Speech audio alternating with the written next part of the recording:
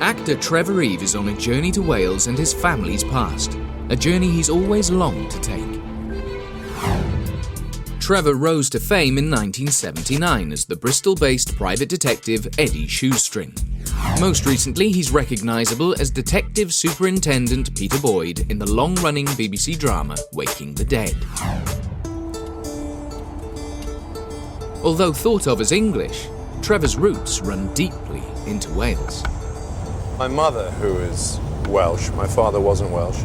I grew up in Birmingham, but I spent a lot of time here in South Wales for various reasons that may or may not become apparent during the course of the day. Trevor is travelling to the Mumbles near Swansea, where he spent many happy childhood holidays. My name, original spelling of my name was Trefor. That was, of course, the Welsh spelling. Trevor's father was English, but his mother was Welsh, and it's her roots he's here to explore. My grandpa Charlie, I remember, who was a miner, and I remember the days of the tin bath and in front of the fire, which now, just in a couple of generations later, sounds so remote, but yeah, I remember that. Here in the Mumbles, Trevor Eve is finally coming home. Later in the programme, Trevor discovers a war hero in the family. Wow, that's something, isn't it? Reveals his musical side and discovers an uncomfortable truth about his past. You feel sad and excluded. Yeah. Trevor is on his way to All Saints Church near Swansea in the heart of the Mumbles. Now he's finally here, he's more than a little nervous about what genealogist Mike Churchill-Jones may have uncovered. Hi Trevor, welcome to All Saints Church in Oystermouth. We've been researching your family tree. And under here, we have it. Well, I can see that in a frame already on the wall. Yeah, That's indeed. good. My God. Right at the bottom is your good self. Okay. Right. Trevor's ancestors are all Welsh on his mother's side, beginning with Francis Woosnam, his 5 times great-grandfather from Montgomeryshire. Woosnam. Yes. We're not going to go golf, are we? Surprisingly, golf-mad Trevor is right. Francis Woosnam was also the 7 times great-grandfather of Welsh golf star Ian Woosnam, making them distant cousins. God. Okay. Apart from the Woosnams, Trevor's family in the Mumbles were called the Collier family. So if we come back to your second great-grandmother, Susanna Watts Collier.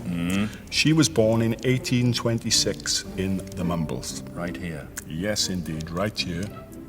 That's why I've always felt comfortable in Mumbles for my holidays. And she was born to an Anne Phillips and a William Collier. Right. William Collier was a postman. Uh-huh.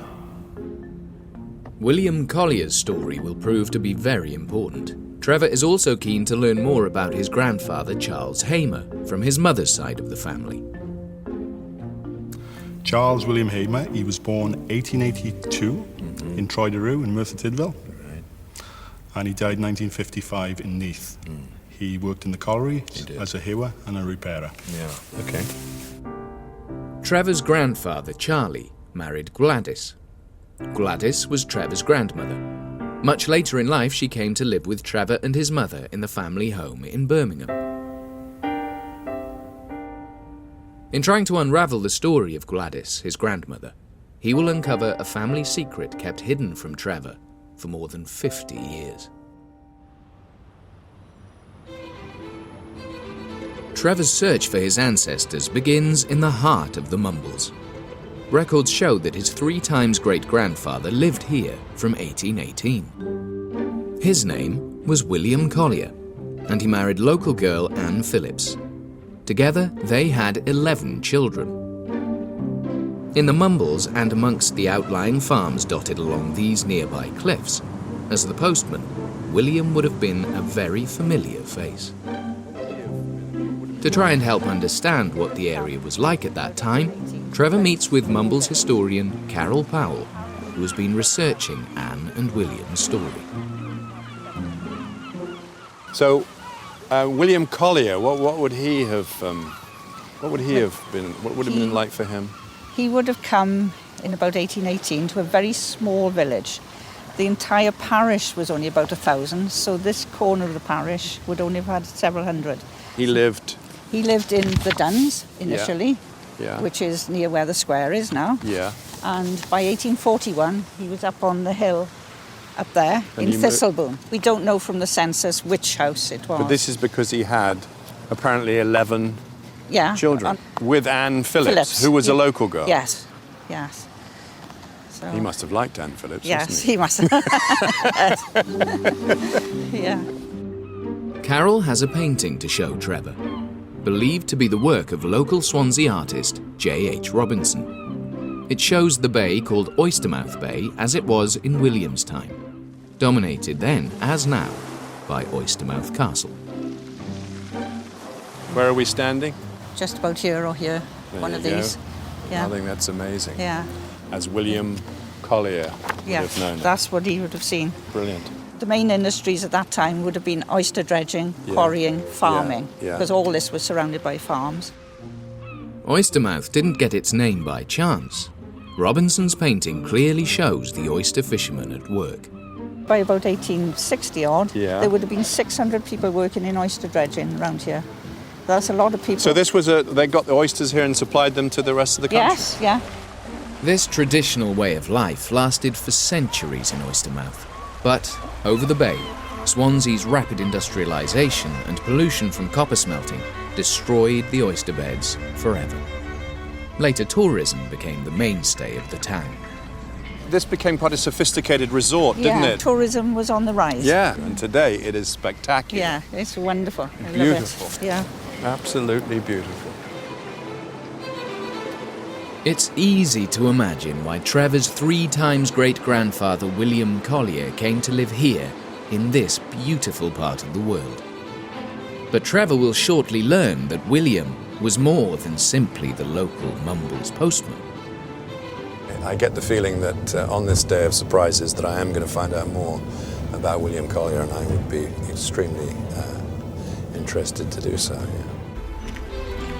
Trevor is heading back to All Saints' Church to learn of William Collier's life before he came to settle in the Mumbles. He was the postman in the village of Mumbles, Right. but he also did other things. He was also the schoolmaster, Yeah. which can be echoed here on the baptism of your 2 times great-grandmother, Susanna Watts Collier, in 1826, tells us that her parents were William and Anne, and he was a schoolmaster. This is believed to be the original schoolhouse where William Collier taught.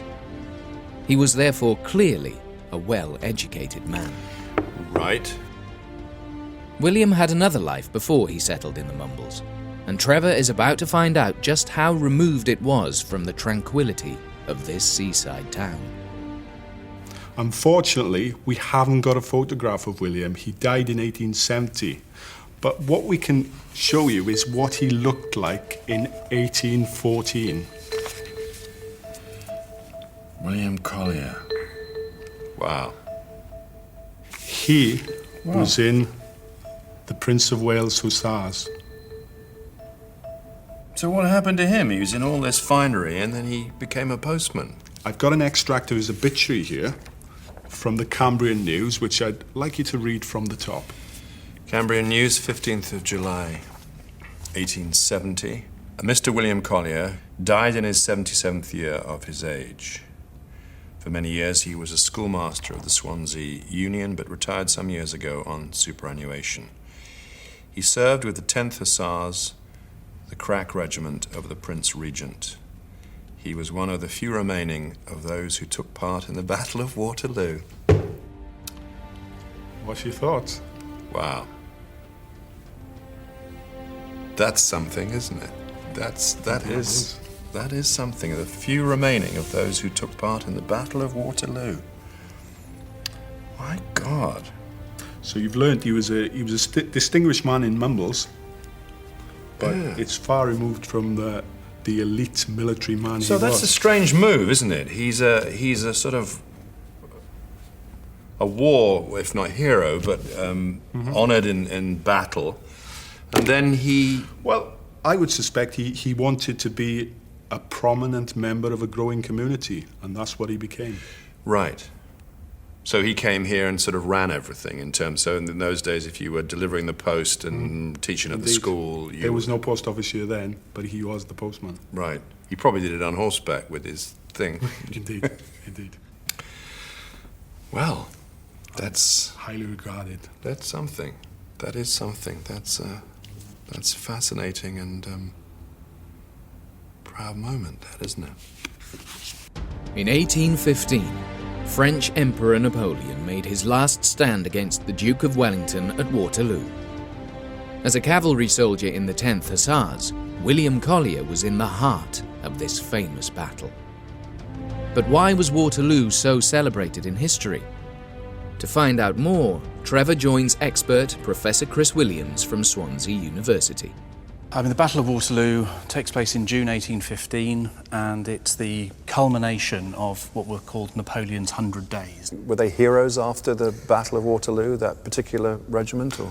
Anybody that served at Waterloo was regarded as a hero. It was the first battle in British history for which all ranks, that is, not just the officers but the private soldiers as well, were given a campaign medal. And to be a Waterloo veteran was something that would have been known. So I can be proud? I think you can be proud. I think people would have been very impressed to have this man in their midst.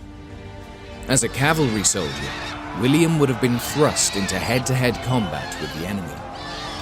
After the defeat of Napoleon, William Collier returned a hero, and back in the Mumbles was appointed Ward of Oystermouth Castle, a position of great authority and responsibility. He became a prominent member of this society. He was the postman. He had the responsibility of everything, coming and communicating with everybody, and the school teacher. And wow! So he had quite a position of authority in the community. Yeah. That's a very imposing man. That's fascinating. Trevor has clearly enjoyed learning of this story. I'm genuinely thrilled, and now, of course, I will become an obsessive researcher of the Battle of Waterloo. I expected some sort of creative, maybe an artist or a musician or something, you know,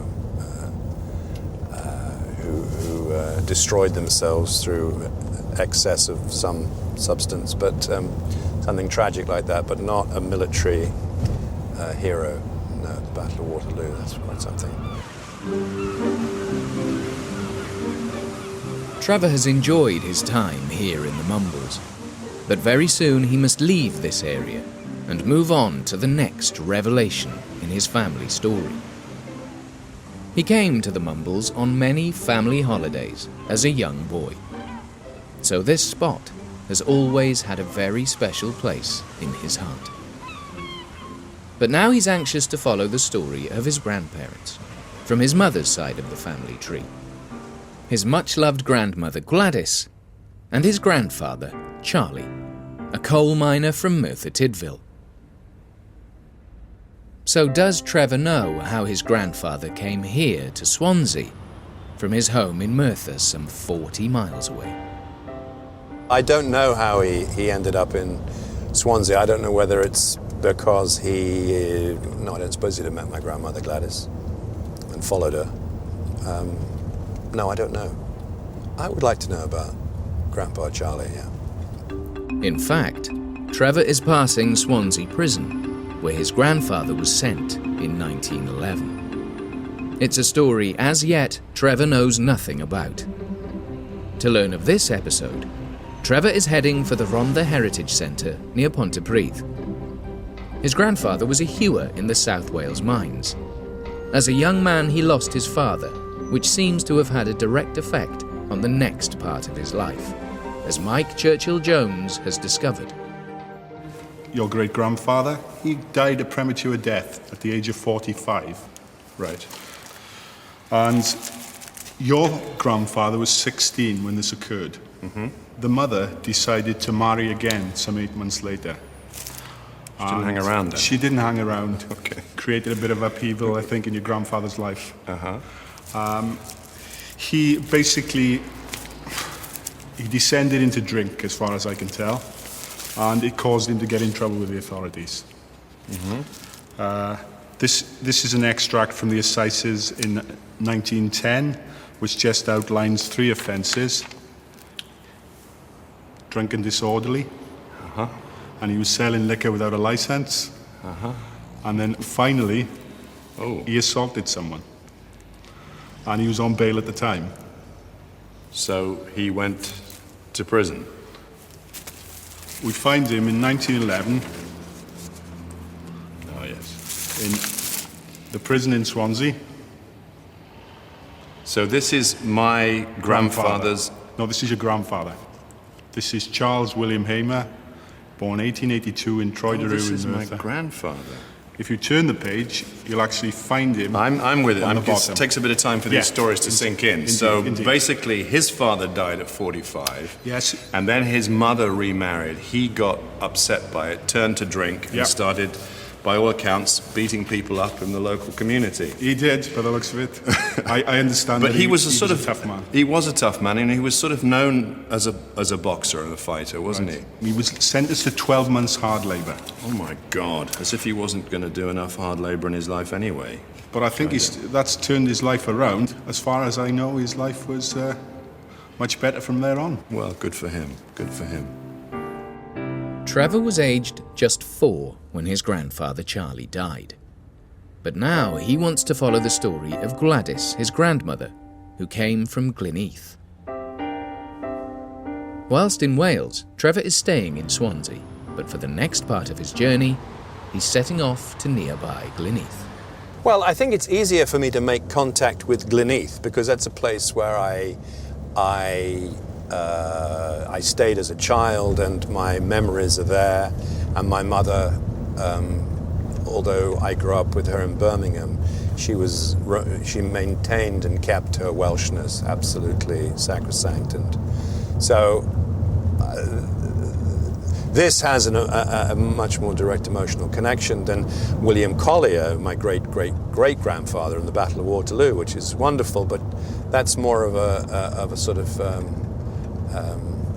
objective appreciation than an emotional connection. Trevor's mother, Elsie, was keen for him to know of his Welsh roots, and as a young boy, he even learnt to sing in Welsh. I have a sort of powerful baritone, and I think that probably in ancient times my ancestors had that echoing around the valleys. Yeah, I sense that yeah. In fact, his singing voice will later be put to the test, as waiting to surprise him is the Gleneath Male Voice Choir.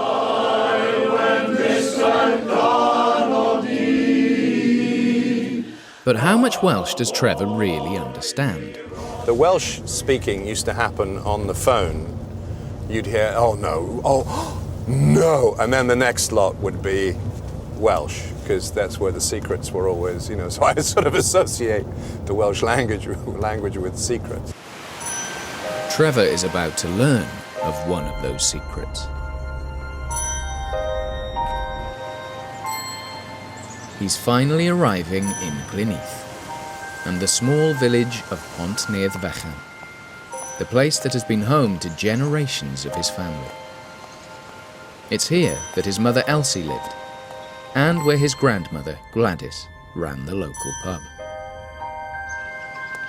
Being here in this village is very important to Trevor. Still nestling on the banks of the Neath Fechan River, in the heart of the village, is the White Horse Inn, the home of his mother and grandmother, to whom he was so close. Here he will learn of a secret involving his grandparents that his family never shared with him. Growing up, Trevor always knew that his grandparents had 2 children, his mum, Elsie, and his much-loved Uncle Jack. They had 2 children. Yes. They had your mother, who was Yes. born in 1915, That's right. and Jack was born in 1920. Yeah. But there were other children born to them. Ah. In between, there was a child called Alban Charles Hamer, born in 1918. And that's his death certificate.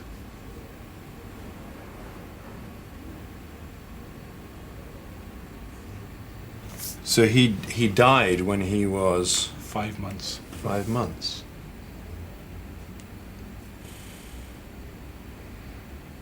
That's interesting, because there's always been talk of an Alban.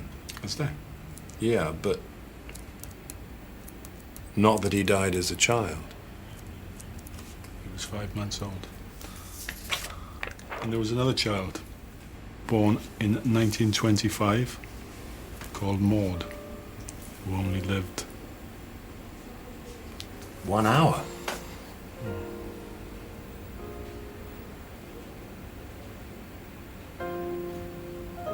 Premature birth.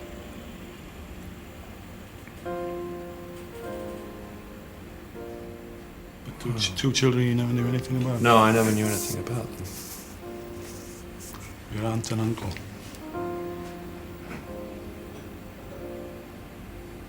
Wow. Well, I've learnt about that in front of however many hundreds of thousands of viewers there are. It's kind of...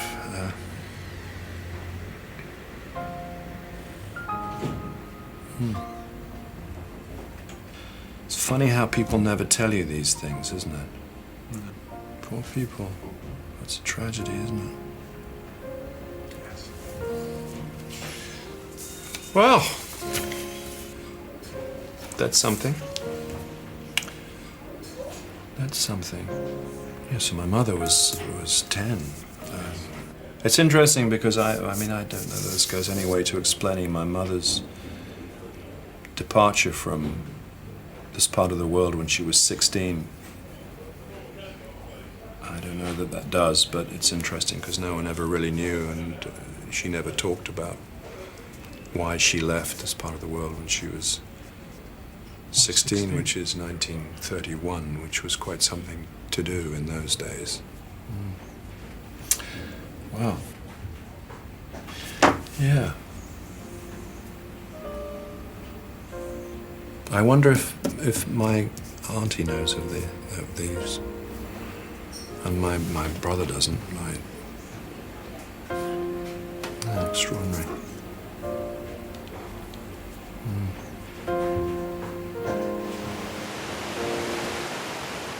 Clearly, not having his mother or grandmother to share the story with him has deeply affected Trevor. Learning for the first time of an auntie and uncle he knew nothing about. I just feel excluded, really. You feel sad. Sad and excluded. Yeah. God, 1918, 1925 here. The isolation and the fact that they lived with that pain, and there was no one to counsel them, or get them through it, you know. I think those things are important to pass on. Because experience helps people live with their present. Extraordinary.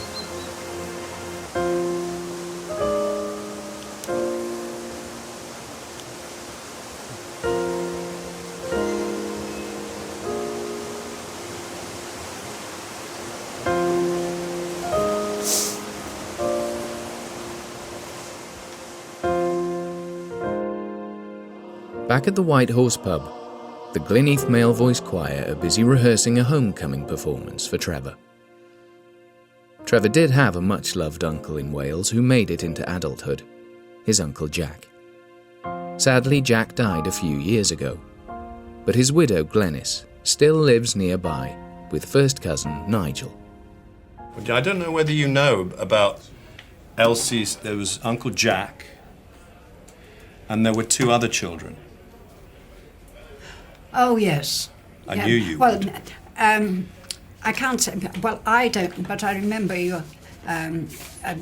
One of them died with the flu epidemic. There was Alban. Yes, Yeah, yes, we that's knew right. about him, yeah. Who was 5 months old and he died of pneumonia. That's right. In 1918. No one ever told me this, though. And there was Maud, who was born in 1925, lived for 1 hour, and premature birth. Yes. Well, our grandmother was Gladys Maud. Yeah. Yes. But I do remember her talking about this when the epidemic. So you knew about that? I told you Yes. my Auntie Gladys would know. Right. Because she knows everything. Now, what else was there? Well, you can see that I'm strongly Welsh. Well, we always thought you were, Trev. Yeah, It's amazing, I think. There's one final treat in store at the White Horse Inn, Trevor's family pub. A performance from the Glynneath Male Voice Choir. Hello. Joined by his Auntie Glenys and cousin Nigel, Trevor is about to learn that he's not just here to listen. They tell me you've got a fine baritone voice. Would you like to join the choir for Carol and Of course. I don't know.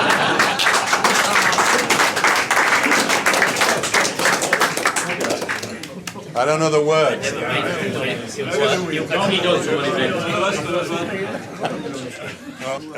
What are we going to sing then, lads? Oh, God. Nid gofyn bywyd moethus, a'r y byd, na'i berau man. Gofyn oedd am galon hapus, calon ones, calon lan. I feel defined, sort of character and personality-wise, by a Welsh temperament. I think I recognise myself through my mother in terms of emotional expression.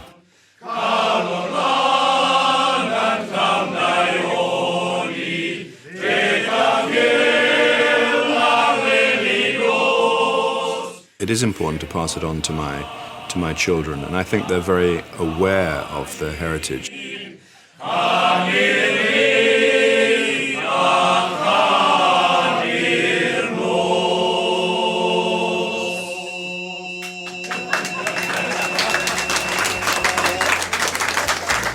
I must say, I was really honoured to be asked to have my Welsh connections recognised by somebody other than myself, because I've obviously always been totally aware of them.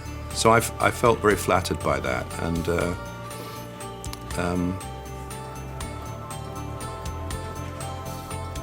yeah, I feel it feels that I've made a kind of public display about my Welshness, and that I'm proud of. And actress Alison Steadman discovers some home truths next Wednesday at 8:30 here on BBC One Wales.